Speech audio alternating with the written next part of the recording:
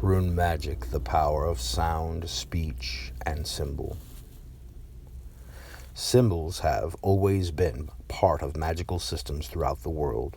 They could be thought of as a tool for communicating visually, rather than verbally, with the universe. Symbols help us express complex ideas in relatively simple forms that work on the invisible planes of reality to manifest our desires. In Germanic lore, runic symbols were used for a wide range of magical purposes, even before they came to be a part of a written script. However, once the runes were incorporated into a writing system, they became even more magically potent.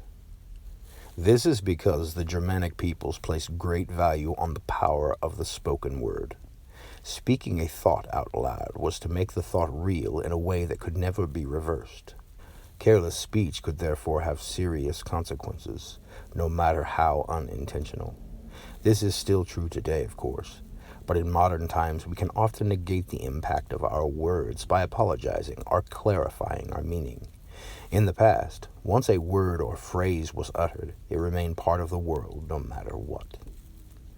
Because the runes provided a way for words to be communicated over time and distance in a previously non-literate society, they were incredibly powerful indeed.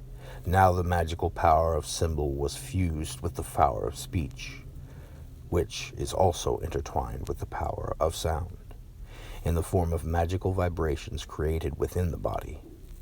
Today, rune workers often speak, chant, or sing the names of the runes as part of their magical practice.